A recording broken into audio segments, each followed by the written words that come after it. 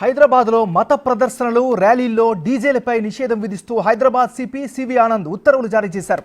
ర్యాలీల్లో DJ sound systems, sound mixers, amplifiers వాడొద్దంటూ ఆదేశాలు ఇచ్చారు. సుప్రీంకోర్టు ఉత్తర్వులకు అనుగుణంగా హైదరాబాద్ సిపి ఆదేశాలు జారీ చేశారు. ర్యాలీల్లో తక్కువ శబ్దంతో సౌండ్ సిస్టమ్స్, లౌడ్ స్పీకర్స్కు అనుమతి ఇచ్చారు. రెసిడెన్షియల్ జోన్స్లో పగటిపూట 55 డెసిబుల్స్ దాటకుండా చూడాలంటూ ఆదేశాలు జారీ అయ్యాయి. రాత్రిపూట లౌడ్ స్పీకర్స్, డీజేలు ఎట్టి పరిస్థితుల్లోనూ వాడకూడదని ఆదేశాల్లో క్లియర్గా మెన్షన్ చేశారు. నిబంధనలను ఉల్లంఘించిన వారికి 5 ఏళ్ల వరకు జైలు శిక్ష, ₹1,00,000 వరకు జరిమానా విధిస్తారు.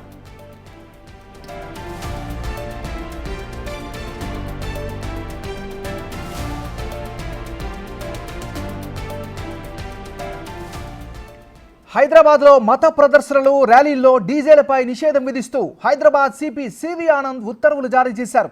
ర్యాలీల్లో DJ sound systems, sound mixers, amplifiers వాడొద్దంటూ ఆదేశాలు ఇచ్చారు.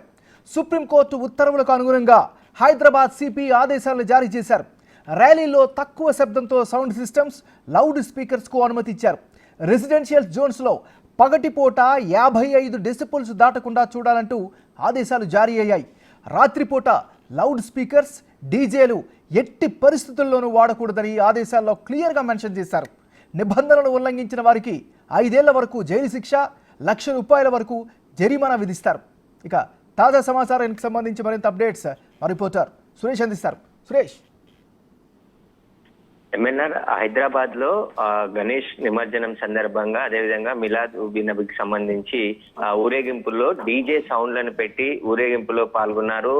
భారీ శబ్దాలతో అక్కడున్న పబ్లిక్ కి తీవ్ర ఇబ్బందులు కలిగాయని చెప్పేసి కూడా పోలీసులు గుర్తించడం జరిగింది. ఈ మేరకు అన్ని మతస్థులకు సంబంధించి మత పెద్దలతో పాటు రాజకీయ నాయకులకు సంబంధించి కూడా అందరినీ కోఆర్డినేషన్ మీటింగ్ ఏర్పాటు చేసి అక్కడ నిర్ణయం తీసుకోవడం జరిగింది. అందరూ కూడా డీజేని నిషేధించాలి ఎట్టి పరిస్థితులు, ఎందుకంటే డీజే ద్వారా ప్రమాదం జరిగే అవకాశం ఉంది. హార్ట్ అటాక్ వచ్చే వాళ్ళకి కానీ, వృద్ధులు కానీ, హార్ట్ పేషెంట్స్ హాస్పిటల్ దగ్గర కూడా ఈ డీజే సౌండ్ తో తీవ్ర ఇబ్బందులు ఎదుర్కొన్నారు. కాబట్టి ఇక మీద హైదరాబాద్ లో ఈ పెద్ద లౌడ్ స్పీకర్లు అయినటువంటి డీజే స్పీకర్ తోని ర్యాలీలు కానీ ఎలాంటి ప్రదర్శనలు కానీ చేసినా చట్టవిధంగా చర్యలు తీసుకుంటామని చెప్పేసి కూడా సిపి ఉత్తర్వులు పేర్కొనడం జరిగింది.